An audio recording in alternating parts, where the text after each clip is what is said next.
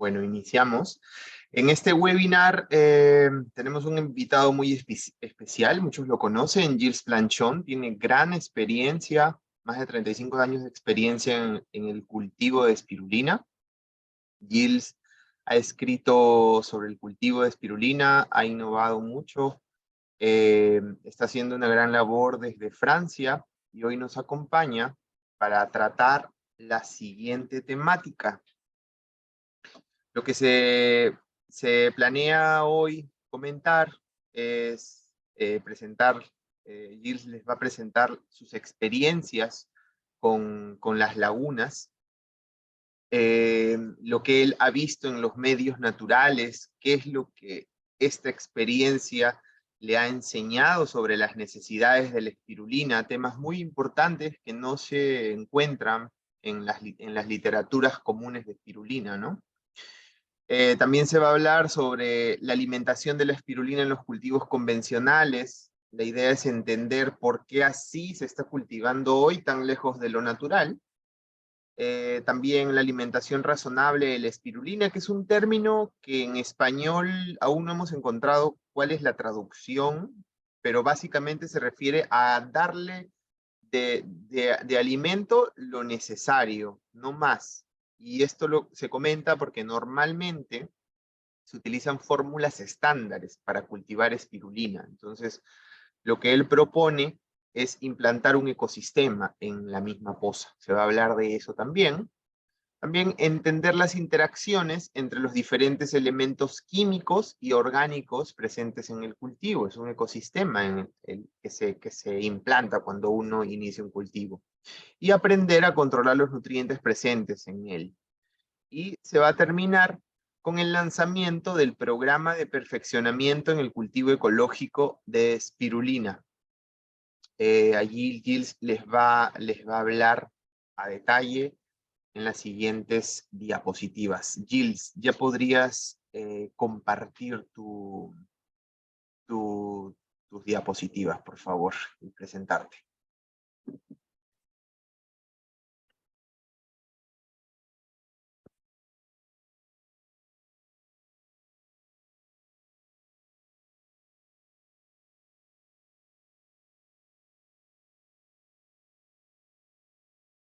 Tu audio está desactivado, Gilles.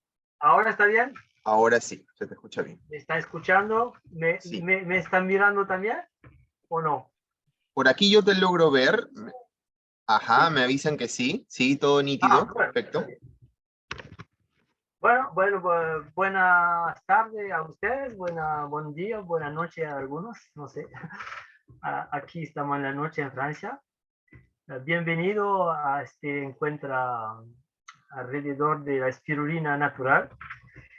Voy a presentar un poco mi experiencia de estudio de los lagos naturales y el camino para ir a cultivarlo con más respeto en un cultivo ecológico de espirulina.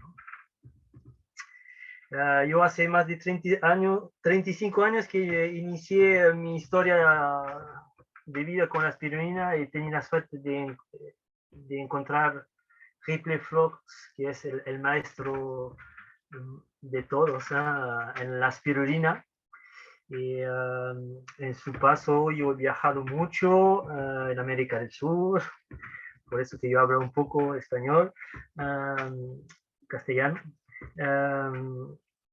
Y he viajado también en África, en Asia y en Europa para apoyar algunos cultivos humanitarios, más también para estudiar la espirulina en su medio natural, lo que vamos a ver ahora, porque me parecía muy importante si queremos cultivar con respecto la espirulina, si queremos hacer un cultivo orgánico, si queremos hacer un cultivo ecológico.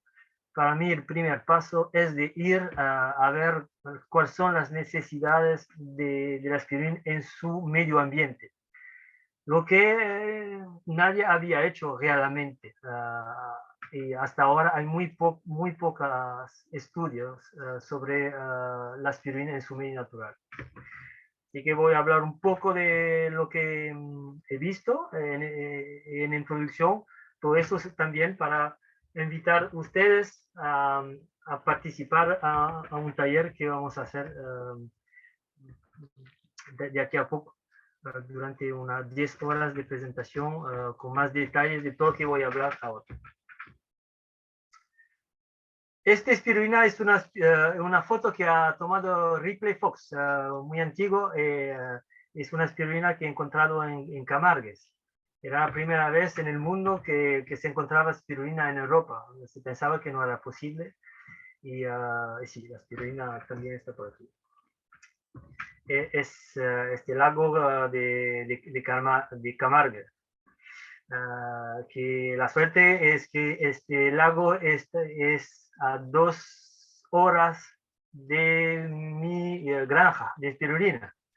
Así que yo puedo ir a buscar mis cepas ahí y hacer investigaciones ahora aquí cerca de mi casa. Es el loco de ver eso, porque durante 30 años, yo he dado más de 30 años, he dado la vuelta en el mundo y después regreso en casa y encuentro la espirulina esperándome ahí. Recuerda un poco la historia del alquimista, ¿no? De Paulo Coelho, no sé si lo conoce. Sí, Bueno, el tesoro está ahí cerca de casa. muy También similar. ustedes, quién sabe, usted tiene cerca de su granja un lago de espirulina. Por seguro que en el Perú hay, porque yo he estudiado la espirulina en Perú y vamos a ver, por ejemplo, aquí la espirulina de la huaca china. Y alrededor de este lago vamos a procurar entender por qué la espirulina está aquí y no en otros lugares. La verdad es que, como usted sabe, la característica del agua de la espirulina, de su medio de cultivo, es que son aguas alcalinas. Con un pH cerca de 9, 10, hasta 11 puede llegar. Y las aguas dulces normalmente son pH de 10 y no tiene sal. Así que la espirulina se encuentra poco en el medio natural. Más aquí en la vaca china, ¿por qué hay espirulina? Es porque toda la arena que está alrededor es arena muy especial que está compuesta de microfósiles, no sé si se dice en castellano, más antiguamente aquí había Sí el se mar. entiende, sí se ¿Se entiende. entiende? Bueno, Sí. gracias. Y la agua dulce que llega del fondo, cuando cruza este arena, su composición cambia. El agua dulce pasando en la arena se carga de carbonato y el agua llega en la laguna carbonatada. Es un agua con carbonato. Porque pasando en la arena el carbonato de los fósiles, porque los fósiles son hechos de carbonato de calcio y este carbonato va en el agua y da un pH alto y después por ahí pasa un flamingo muchas veces que llega de una otra laguna y que llega ahí con su bico y va a poner la cepa de espirulina que después va a crecer.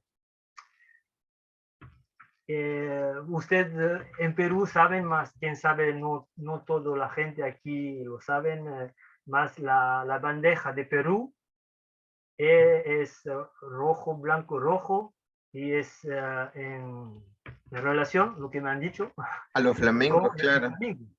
Sí, Porque sí. los conquistadores cuando llegaban a Paracas han visto tantos flamencos y da como aspecto rojo, blanco, rojo. Y bueno, para decir que hay muchos flamencos en, en Perú, y ahora Inti Pacha hace un poco también el trabajo de un flamenco, ¿no? Porque con su taller va a compartir la espirulina en el mundo y sigue la importancia de este país, de Perú, para el mundo, me parece, de la espirulina.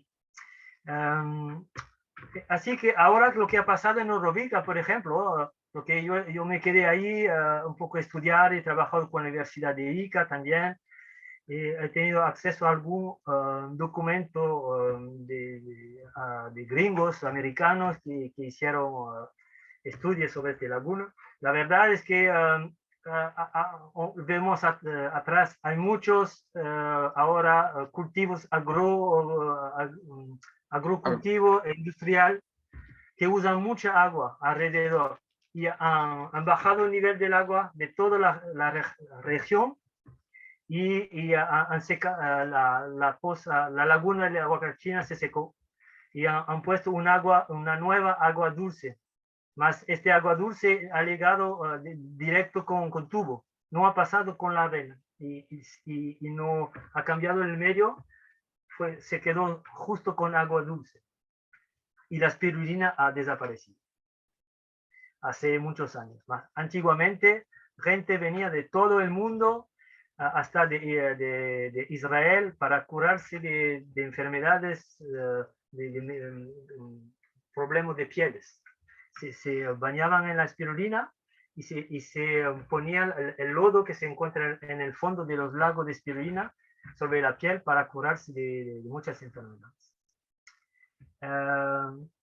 Cuando me quedé ahí un poco, había un proyecto un poco loco, más me gustaba la idea de hacer cruzar otra vez el agua a través, cruzando la arena para que carbonatar otra vez el agua y para que la espirulina regresa naturalmente.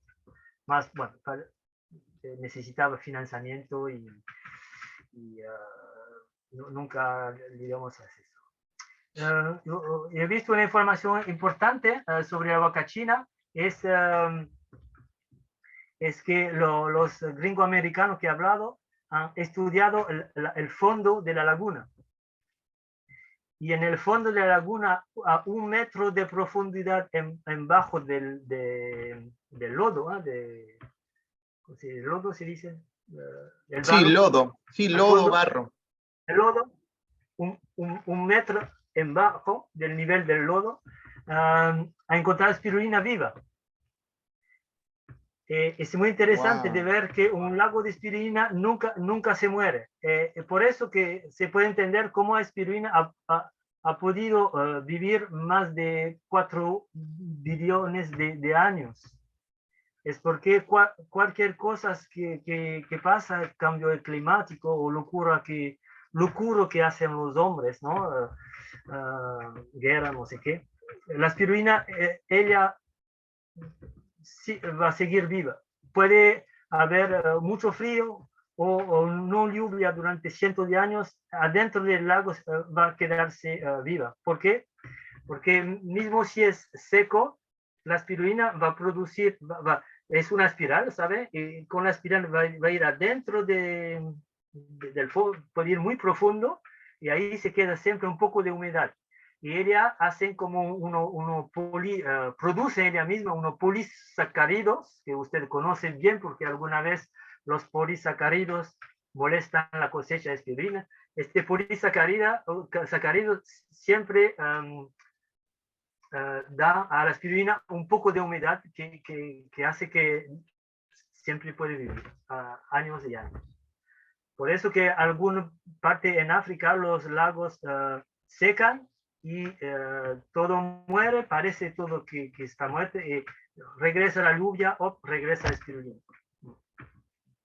Bueno, ese era Orovirca, ese en otro lago que he encontrado en Sahara Occidental, en el sur de Marruecos, a la influencia del sol, hay muchas interacciones con el medio ambiente, ¿no? Eso, muchas veces ahora cultivamos espirulina adentro de invernadero, no hay contactos con los rayos solares y con los aspectos cósmicos. Y me parece que es muy importante. Por ejemplo, los rayos solares, sabemos que los ultravioletos es ellos que van a matar a las bacterias. Así que este contacto directo del sol sobre el agua puede ser que ayude también a tener cultivo limpio.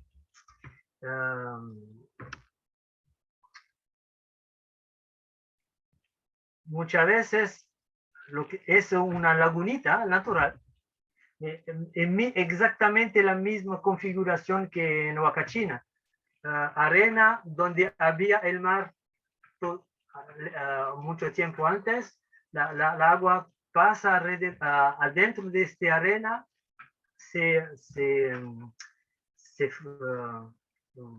¿cómo se dice? Toma pasando carbonato de calcio y da un pH de 9,3 era aquí.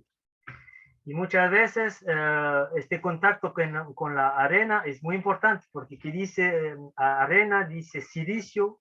El silicio es muy importante también para los intercambios y a nivel energético también es muy importante. Hay arcilla, siempre hay arcilla. No he visto nunca un lago sin contacto con el arcilla. Y ahora todos los cultivos que se hacen en el mundo, casi todos, no el mío, mas casi todos están encima de un plástico. Como si la espirulina no necesitaba contacto con la tierra. Para mí es una locura, pero es una locura porque la gente no sabe, que no ha estudiado el lago natural. Más es una locura porque la arcilla es ahí que la espirulina va a poder entrar si hay un problema en su cultivo, la espirulina entra en la arcilla y aquí siempre se queda viva. Yo en mis pozas la espirulina no puede morir porque siempre se quedan vivas tan pocos adentro de la arcilla. Hay que entender que en la historia que se dice de la vida en la tierra, parece que es la misma arcilla que ha producido los primeros aminoácidos. El contacto, la relación entre la arcilla y la espirulina es de mucho tiempo, desde el inicio. Cultivar espirulina sin contacto con el arcillo para mí no es natural. Y regresar a un cultivo ecológico me parece importante de poner adentro de su tanque un poco de arcilla. Por ejemplo, ¿qué pasa en los medios naturales? La espirulina muere cada día porque la gente no la cosecha. Y podemos ver un otro lago en el sur de Marruecos. Hay mucha espirulina, ahí vemos un poquito ahí que llega al borde, se seca, muere, nadie la cosecha. Mas si usted va ahí, toma un poquito de espirulina o mira la agua adentro, el agua es siempre transparente. No hay putrefacción. O sea, que en los cultivos convencionales donde cultivan encima de un plástico, la espirulina cuando muere ensucia la agua y después agua sucia mata toda la espirulina. Porque la espirulina no soporta la vida, la materia orgánica, no pueden vivir con materia orgánica. Porque es una alga que llegó antes de la materia orgánica. En los lagos, cuando la espirulina se muere, toda la espirulina muerta se va en el fondo, que la arcilla como si chupa materia orgánica, y así que el agua siempre está transparente, sin bacteria. Creo que hay una foto ahí. No he puesto una foto. Bueno, veremos más tarde. Aquí, por ejemplo, vemos, Senapuente es un lago, ahí está, es el Camargues. Bueno, toda esta espirulina va a secar, va a morirse y va a ir al fondo. ¿Y qué pasa? Espirulina muerte, en el fondo, es eso el alimento de la espirulina. Come en un árbol. ¿Cuál es el alimento de un árbol? Es el árbol mismo, es las hojas del árbol que caen, que dan alimento a otro árbol. La espirulina es lo mismo. Es lo mismo. Solo que he observado que alguna gente puede preguntar, ¿cómo ha pasado con las primeras espirulinas? No había alimento. y no había lagos tampoco, ¿no? Y no había alimento al fondo del lago. Lo que ha pasado lo he visto en 3 lagos diferentes, y uno en Perú, en Ventanilla, que es el norte de Lima. He llegado, un año había una alga que se llama Anabaneopsis, que es una alga, microalga azules de la misma familia que la espirulina, solo que este alga puede absorber el nitrógeno atmosférico. Así que primero llegan algas en los lagos, después crece algas, después todo algas mueren, van al fondo y después llega la espirulina en un lugar donde hay una reserva de nutrientes. Yo he visto esto también en, Perú, en Camargues. Cuando llegué en Camargues la primera vez, yo pensaba que había encontrado espirulina porque alga tiene la misma forma que la espirulina, es una espiral. Le he enviado a Ripreflox y me ha dicho, no, no es espirulina, es Anabaneopsis. 2 años después, yo regresé a este mismo lago, era puro espirulina. Y que ahí se puede entender cómo nace un lago de espirulina. Así que la espirulina no es la primera. Cuando se dice la espirulina es primera fuente de vida en la Tierra, no. Son las algas azules que son las primeras fuentes de vida. Y en las algas azules, las algas que saben chupar el nitrógeno atmosférico. Gilles, ¿Sí? Joseph Leburn levanta la mano, creo que tiene una consulta. Joseph.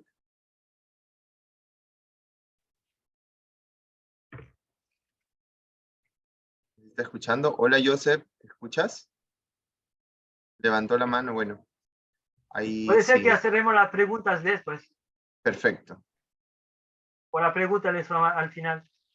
Vale. Bueno, una de las mayor observación de varios lagos que he estudiado, y cada vez que yo hacía análisis de agua en los lagos, no había nitrógeno.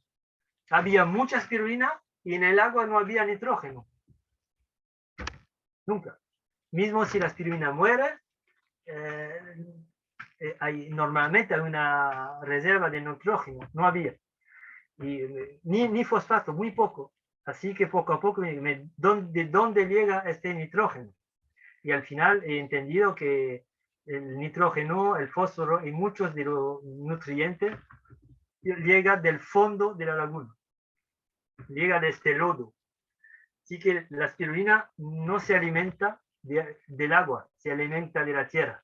Así que para mí cultivar ecológicamente la espirulina es entender que hay que regresar a un cultivo que da un contacto de la espirulina con la arcilla y con vida del fondo que podemos reproducir en las pozas de espirulina.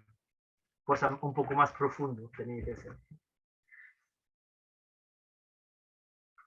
La concentración, como lo puede ver aquí, puede ser muy importante, y no hay nitrógeno en el agua.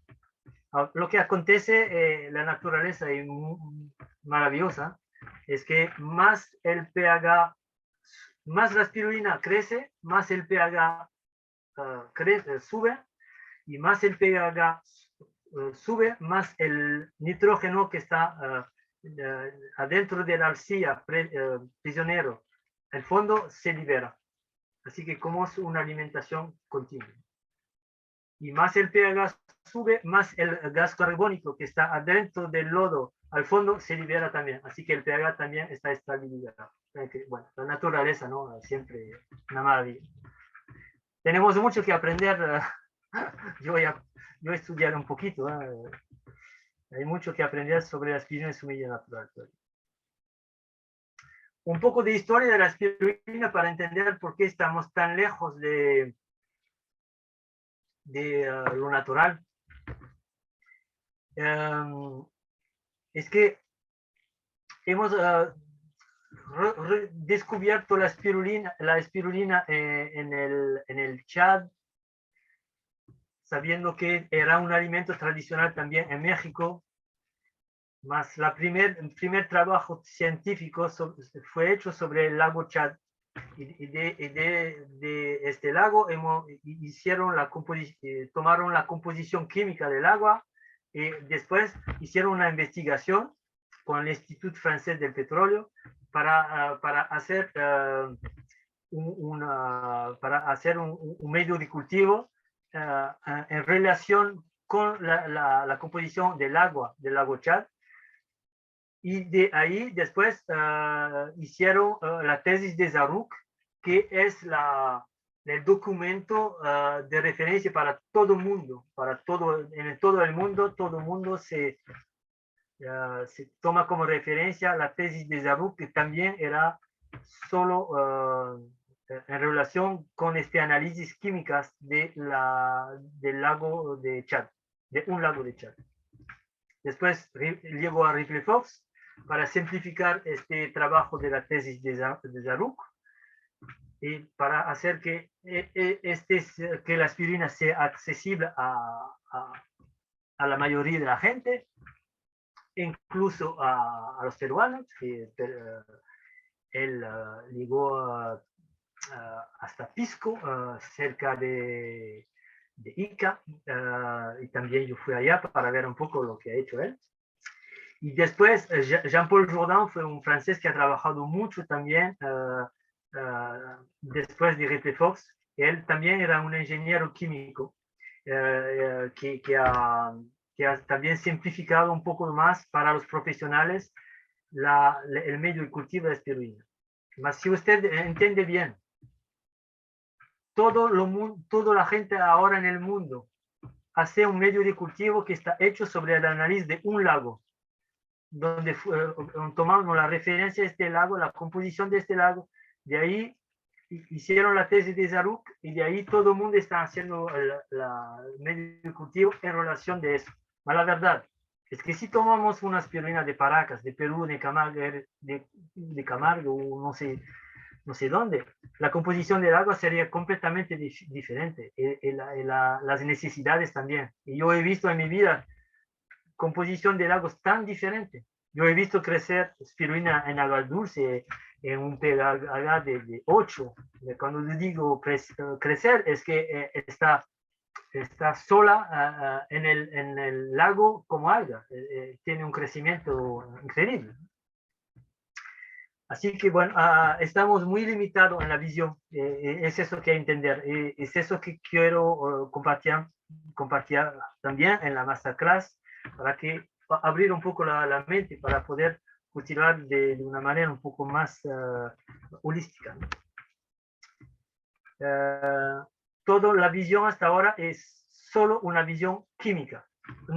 Nunca los científicos trabajando, el Zaruch, Ripley Fox, Jean-Paul Jourdan y todos los científicos que trabajaban sobre espirulina, no trabajaban sobre el medio natural. ¿Cuáles son las especies asociadas? ¿Cuál es la ecología? ¿Cuáles son los microorganismos asociados? No sabemos nada de eso. Solo sabemos que hay una composición química que a reproducir. Como decir, si hablamos del hombre, el hombre está compuesto de oso, de músculo, de sí, eso, y olvidamos, por ejemplo, las millones de bacterias que hacen que estamos vivos. Es así. La espirulina, sin la relación con las bacterias, no puede vivir. No sabemos nada de estas bacterias. Pues son las buenas, las menos buenas, no sabemos. Hay muchos trabajos que hacer todavía. Yo hablo de lo que sé un poco más. Hay mucho trabajo de investigación. Así que yo hace 35 años que trabajo con espirulina y nunca me canso de estudiar porque es tan abierto, porque todo lo que se puede hacer. Hoy, ¿qué hacemos? ¿Qué hace la mayoría de la gente? Es que va a alimentar la espirulina en relación con cálculos.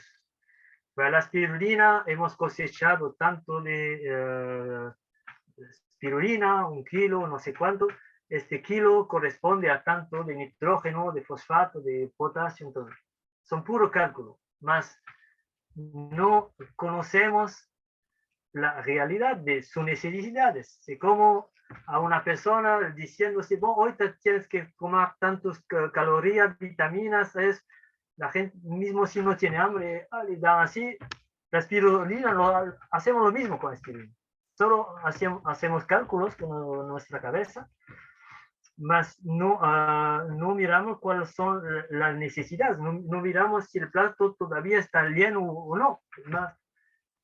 Y lo que estoy proponiendo de hacer con el cultivo razonable de espirulina. Esta foto es una foto de un lago de espirulina visto del cielo. Para decir que un ecosistema muy, muy, muy importante, con muchas bacterias, diferentes algas. Bueno, ¿qué es el cultivo razonable de espirulina? Es aprender a analizar los componentes nutritivos que hay adentro del cultivo. ¿Qué nitrógeno tenemos? ¿Qué fosfato tenemos? ¿Qué potasio tenemos? Bueno, son los tres principales. Si hacemos eso, estamos bien. Podemos hacer también el hierro, el magnesio. Y si no podemos hacer todos los análisis porque no tenemos equipamiento, podemos solo hacer el nitrógeno, por lo menos eso es suficiente para hacer un cultivo más ecológico. ¿Por qué más ecológico? Porque vamos a necesitar menos fertilizante y vamos a tomar en cuenta que la espirulina vive en ecosistema y vamos solo darle lo que necesita. No vamos a darle en relación de lo que nuestra cabeza o nuestro corazón, porque lo hacemos también porque amamos nuestra espirulina. Piensa que es necesario para ello. Así que lo que pasa es, bueno, lo que acabo de decir es que consideramos la espirulina, su cultivo más como un ecosistema que estamos cuidando y por esta razón utilizamos menos fertilizante. Y la verdad, yo he hecho muchos análisis de cultivadores, porque mi formación de cultivo razonable de espirulina le he dado a más de 100 profesionales de cultivo de espirulina en Francia. Fue la primera formación para profesionales en Francia. Y a cada formación hicimos las análisis de la composición del agua del medio cultivo y todos tenían mucho más nutriente en el agua que lo necesario. Y el problema es que alguna vez un exceso de nutriente impide que un alimento puede ser disponible por la espirulina. Por ejemplo, un exceso de nitrógeno puede ser que el fosfato no sea disponible a la espirulina. Entiende que hay que entender que es importante de tener un equilibrio, como hay en la naturaleza. El equilibrio en la naturaleza se hace naturalmente en la arcilla. Como nosotros no tenemos un medio natural, tenemos que por lo menos dar a la espirulina lo que necesita de una manera equilibrada. Así que este cultivo razonable de espirulina permite que comprendemos mejor lo que pasa en el cultivo. Alguna vez hay cosas que no entendemos, ahí tenemos mejor visión, que es una falta de fosfato, un exceso de nitrógeno, eso podemos verificar. Y poco a poco, para mí el cultivo razonable es un camino a el cultivo orgánico, el cultivo ecológico. Porque es así que yo inventé, puedo decir, porque fue lo primero a hacer el cultivo razonable de espirulina. ¿Por qué he hecho eso? Es porque he trabajado para YES, es como un laboratorio de investigación, vamos a decir. Yo he trabajado a hacer el primer cultivo orgánico en Francia y en Europa. Y para hacer este primer cultivo orgánico, inspirado por lo que había hecho con Triple Fox, hemos tenido que hacer nosotros mismos los abonos para la espirulina. Y cuando se hace su abono, es mucho tiempo, energía para hacer. Es de ahí que yo he visto que sería necesario de poner justo la cantidad que la espirulina necesita. Que ahora, ¿qué hacemos? El abono no cuesta mucho. Vamos a la tienda y compramos urea y le damos así sin contar, porque no es caro. Bueno, no es caro, es de más en más caro. Así que me parece que es interesante de más en más de hacer cultivo razonable de espirulina, porque de día a mañana si nos corta los abonos no podemos más cultivar espirulina porque necesitamos demasiado. Bueno, esos son dos tipos de análisis que uso. Puede ser así, test muy simple y muy barato que son usados para acuario y que pueden encontrar, yo pienso, en todos los países. Y después hay materiales un poco más científicos y yo pienso para granjas un poco mayores, porque un aparato así cuesta como 1.000 euros. Y con este aparato es un espectrofotómetro. Yo puedo hacer todo tipo de análisis. Mas si usted no tiene ni eso, usted tiene en su país un laboratorio de agronomía, puede enviar el medio cultivo y les dan la composición completa de su medio de cultivo. Y después le dan alimento en relación de lo necesario. Bueno, no es una imagen que de más bonita, más es un poco el milagro para mí de la espirulina, porque ese es un lago de espirulina y lo que está aquí es el alimento natural de la espirulina. Es lo que se encuentra en el fondo del lago, es una mezcla de arcilla, de arena y de materia orgánica que es espirulina muerta. Y si yo analizo el agua, no hay nitrógeno, no hay fosfato casi, no hay potasio casi nada. Y si yo mira adentro de aquí hay mucho fosfato y nitrógeno, nitrógeno amoniacal. Cuando entendí eso, he decidido de hacer el cultivo que yo hablaba, llamado el permacultura de espirulina, lo que he hecho en mi granja. He hecho una granja que reproduce el cultivo, que reproduce lo que he observado en el medio natural, por lo menos con esta mezcla de arcilla, arena y materia orgánica. Bueno, ahí vamos a ver una foto de mi granja. Oh. ¿Qué pasó? Era la última. Qué raro, así que parece que presionaste escape. A ver, vuélvelo a compartir, por favor. Sí. Ahí está cargando. Era la última, la última. Es este.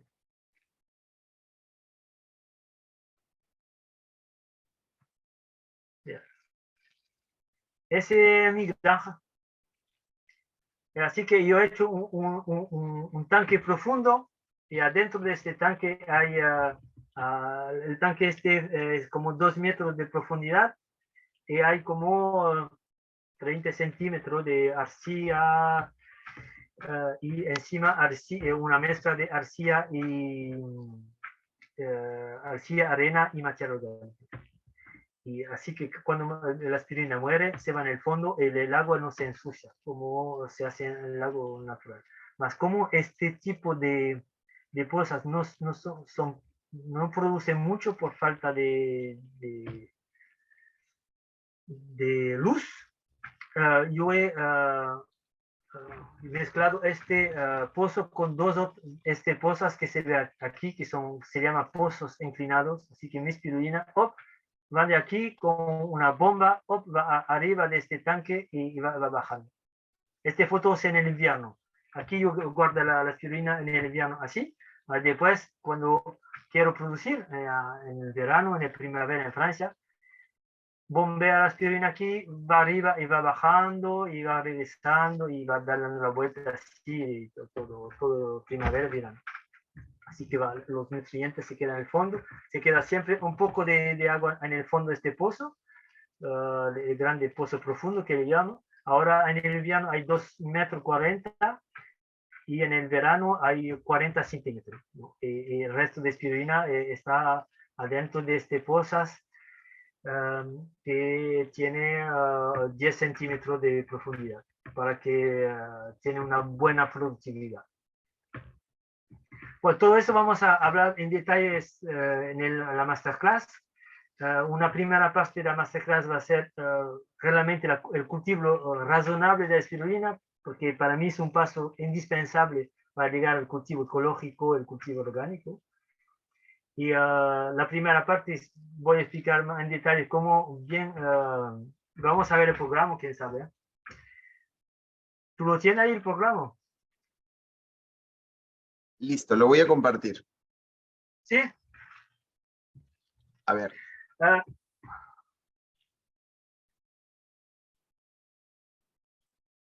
Aquí está. ¿Se ve? ¿Se ve? Bien. Genial. Bueno, aquí vamos a hablarles de este programa que consiste en las 3 masterclass. Esas es las masterclass que habla Gilles.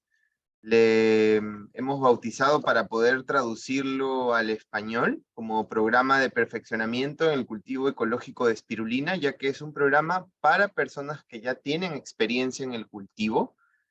Gilles le llama la profesionalización del cultivo y allí lo dicta en 3 masterclass. Lo que estamos proponiendo ahora es poder lanzar la primera masterclass, que es el ecosistema de cultivo, manejo y nutrición, que es básicamente lo que Gilles menciona como el cultivo razonable, ¿no? Luego sería la masterclass 2, como cultivo ecológico de espirulina, con una duración de 10 horas, y se termina con la masterclass 3, que es el manejo de cultivo de espirulina de calidad, duración 4 horas. Ahora vamos a ver el detalle de la masterclass 1. La fecha planteada es del 15 al 18 de febrero de este año. La estructura del curso va a consistir en 2 horas diarias durante 4 días. La modalidad va a ser virtual por Zoom. Las clases se van a grabar con el objetivo de que los alumnos puedan revisar las clases durante un mes, o los que no puedan asistir un día a las clases puedan hacerlo, ¿no? Lo ideal es que puedan asistir para que puedan aprovechar al máximo las preguntas. Y el valor de esta masterclass es de 250 euros y el medio de pago se va a hacer vía PayPal a la Asociación de Gilles. Los objetivos de esta masterclass del cultivo razonable es poder entender a profundidad el cultivo como un ecosistema, comprender la importancia de las bacterias, como menciona Gilles, y conocer y manejar la nutrición del cultivo. Esto es muy importante para poder ya adentrarse al cultivo ecológico.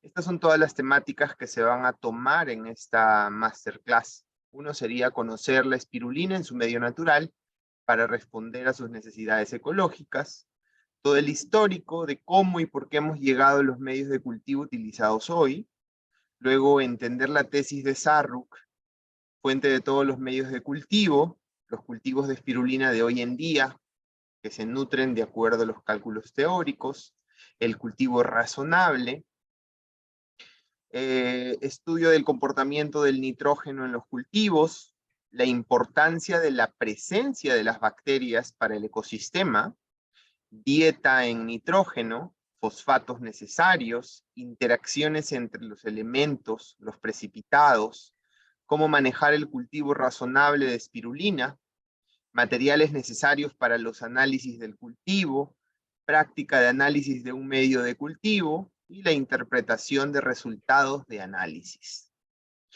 En cuanto a la Masterclass 2, ya es donde se ingresa de lleno al cultivo ecológico. Se va a hablar del cultivo ecológico propiamente de la espirulina, del cultivo orgánico de la espirulina. Ya como han escuchado, Gilles tiene la experiencia en montar cultivos orgánicos de espirulina, la permacultura de la espirulina, reciclaje, depuración de los medios de cultivo. Esto es muy importante si vamos a hablar de un cultivo ecológico. A veces en algunos cultivos los medios se desechan, esto es una contaminación grave al medio ambiente. Hacer los propios abonos para cultivar, para nutrir la espirulina, abonos orgánicos. La Masterclass 3 consistiría en producir una espirulina de calidad, ver los análisis y controles necesarios, los contaminantes que se pueden encontrar en el cultivo y producir, controlar y comercializar espirulina fresca. Les voy a pasar al chat el formulario para los que estén interesados puedan inscribirse y poder tener la lista de los interesados, y ya nos comunicaríamos con ustedes por mail para poder mandarles todo el tema del pago y la inscripción. A ver, Gilles, ¿te parece si respondemos algunas preguntas o te gustaría primero hablar un poquito más del programa? No, bueno, ha hablado bien del programa, ahora Genial. podemos responder a las preguntas, ¿sí? Excelente. Voy a ver, te las leo. Puede quedar con esta imagen. ¿Está? Genial. Ica menciona, ¿cuáles son los rangos de nitrógeno, fosfato, potasio que recomiendas? Bueno, yo no voy a responder eso ahora. Es difícil de responder eso ahora porque depende mucho de qué tipo de nitrógeno hablamos. Más por ejemplo, si tomo el fosfato, yo da un ejemplo por el fosfato. Nitrógeno es más complejo, hay que hablar con más explicación. Más el fosfato, por ejemplo, yo aconsejo de tener un valor de 40, 50 miligramos de fosfato por litro en el cultivo. Okay. Y en los cultivos convencionales muchas veces estamos a 100, 200 miligramos por litro, así que mucho más que lo necesario. Entiendo, genial. Leslie pregunta, ¿cómo maneja la parte de la oxigenación en el cultivo ecológico? Bueno, la oxigenación, aquí, si yo tomo mi ejemplo, con este tipo de pozas hay mucho intercambio con el medio, con el aire natural, porque hay solo 10 centímetros. Así que hay mucha oxigenación en el movimiento del agua. Y además, adentro de esta poza, la grande poza profundo, Ok. hay una burbujas, micro burbujas, aire con micro burbujas, ¿entienden? Ajá, sí se entiende. Bomba de aire con micro burbujas. Genial.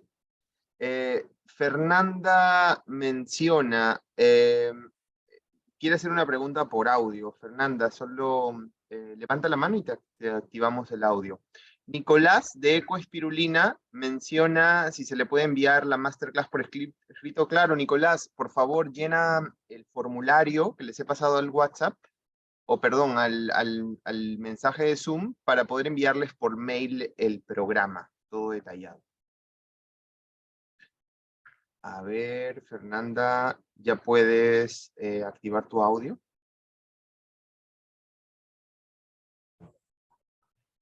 Buenas tardes, ¿ahí se escucha?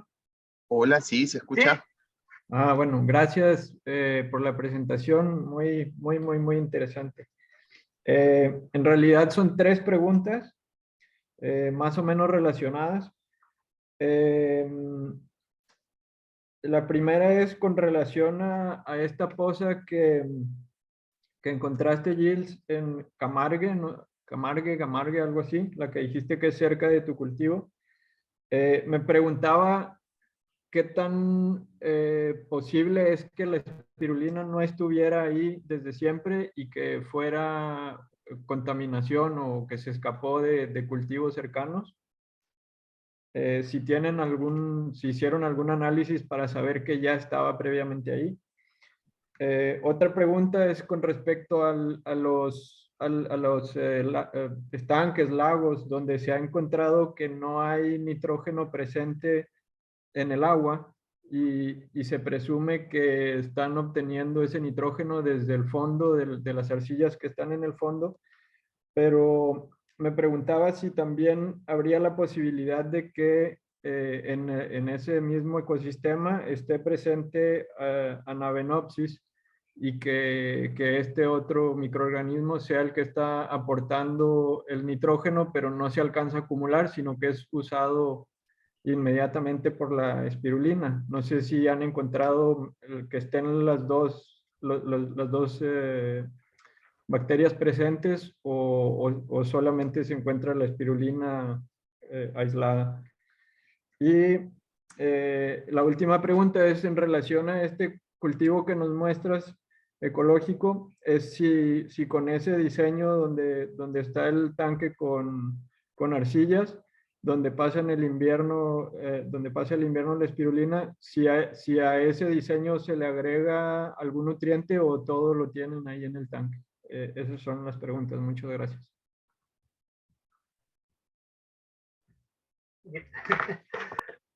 ¿Me escuchan ahí? Sí. Sí, se escucha. Sí. Primero pregunta la Camargue, ¿es el lugar en Francia donde hay lo más de flamenco? Es un poco, bueno, es el Perú de Francia, ¿no? Hay mucho flamenco, la parte de Europa hay más flamenco es el Camargue. Así que hay muchas posibilidades que la espirulina llegó con flamenco. Bueno, no hay ninguna noticia de encontrar de espirulina antes de que lo he encontrado, ¿no? La laguna de Camargas, como es un parque nacional, está bastante estudiado y nunca he escuchado hablar de espirulina. Segunda pregunta, si puede haber Anabenopsis con espirulina al mismo tiempo. Nunca he visto. Es como una ola de Anabenopsis y la Anabenopsis crece, toma todo el carbono, el pH sube y mueren porque ha crecido demasiado. Es como en las forestas, las plantas primeras, ¿no? Hay si usted, si hay un bosque que está todo cortado, primero hay plantas y después se traen las otras. Parece que la Anabenopsis es una planta que antes Retefox ha procurado usar Anabenopsis con espirulina, no funciona. Que no viven en los mismos medios, ¿no? El pH de la Anabenopsis es mucho más cerca del 7. Y para el arcilla, en relación con el invierno, sí, la verdad es que en el invierno los alimentos que se quedan en la arcilla es suficiente para el espirulina. Así que se quedan ahí, no agrego más nutrientes. Sabiendo que el agua en Francia en el invierno es un poco más frío que puede ser en sus países. Ahora el agua está a menos de 10 grados. Así que la aspirina duerme tranquilo. Por eso no necesito. Las 3 preguntas. Gilles, yo tengo una pregunta. ¿Qué diferencia hay entre el cultivo ecológico y el cultivo orgánico de espirulina? Bueno, el cultivo orgánico es para tener la mansión orgánica, ¿no? Para tener una espirulina que usted puede ir adentro de una tienda orgánica, es como la mansión legal, ¿no?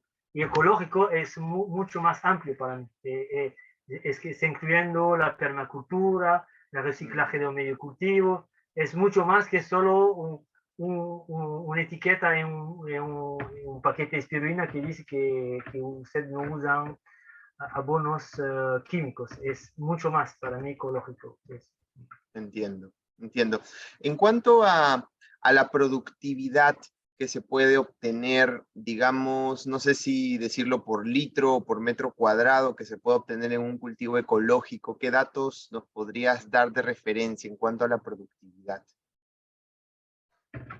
Bueno, ahora depende mucho de la exposición del tipo de cultivo, del tipo de tanque, más los nutrientes que se usan no interfieren en la productividad. Tenemos la misma productividad, eso lo hemos verificado. Yo he hecho, pueden ver en mi sitio también, spirulinasolution.fr, yo hablo un poco de eso, es en francés, mas yo he hecho algunos informes y uno de mis informes, uno de mis estudios para este laboratorio de investigación de IES era hacer una comparación de espirulina orgánica, ecológica, espirulina convencional, y misma productividad, en las Ok, mismas condiciones.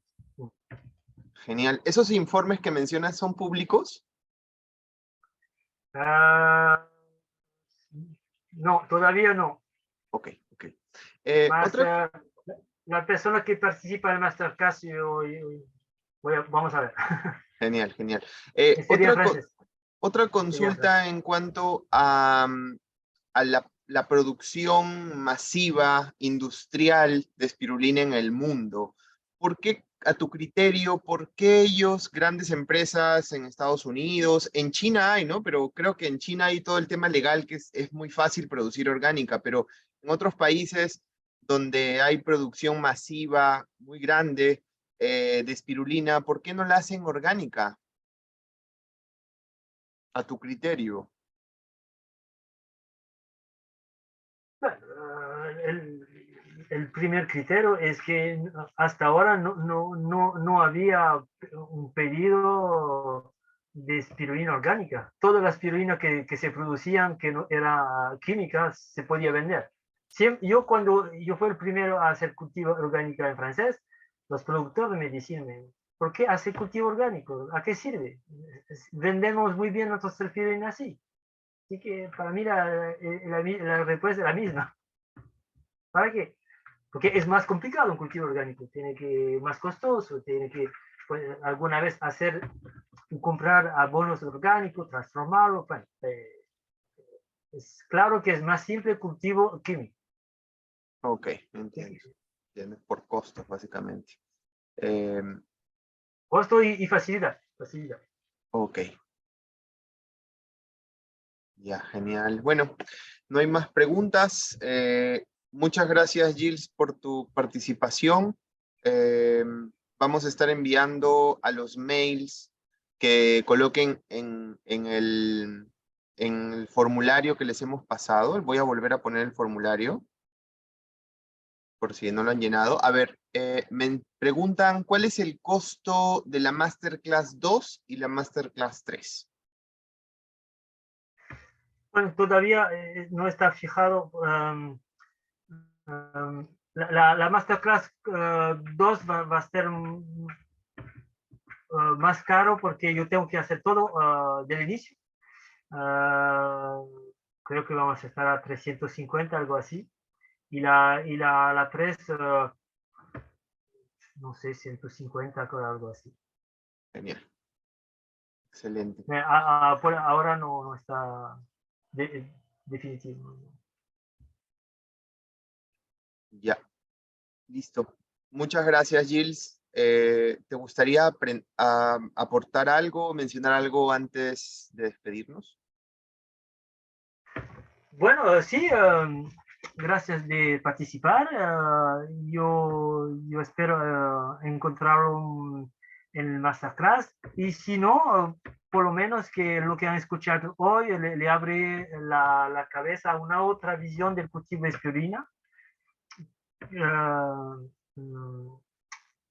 Que se inspira un poco más de sus reales necesidades en relación de su real necesidad naturales. Que estamos pensando que la espirulina necesita de eso. Pensamos que, por ejemplo, que el cultivo orgánico es mejor para la espirulina que el cultivo convencional. Más. la verdad, si no entendemos la espirulina en su medio natural, no podemos saber cuáles son sus reales necesidades. Y por ejemplo, mucha gente no ha llegado a cultivo orgánico. Mucha gente antes de yo han procurado hacerlo y no han conseguido porque no han estudiado el medio natural. Y yo he estudiado el medio natural, he visto que la espirulina no le gusta tener contacto con la materia orgánica. El cultivo orgánico necesita materia orgánica. Y yo he conseguido a cultivar espirulina orgánica porque yo he visto que en los lagos toda la materia orgánica está en el fondo y que el agua se queda limpia, siempre. ¿Por qué se queda limpia? Porque la espirulina es un alimento que es muy anciano y al inicio no había materia orgánica, había solo minerales y algas como Anabenopsis. Así que, bueno, por lo menos, si usted no tiene el lago en su medio natural, que toma tiempo a bien observar la espirulina y sentir en su corazón realmente lo que quiere. Genial, Gilles, muchas gracias. Gracias a todos por su asistencia y estamos en contacto. Saludos, feliz tarde. Hasta luego. Chao, hasta luego. Chao, merci Gilles. Un grande agradecimiento desde aquí, Guatemala. Y totalmente de acuerdo con lo que estás contando. Después de Saludos de Colombia. con la espirulina, vemos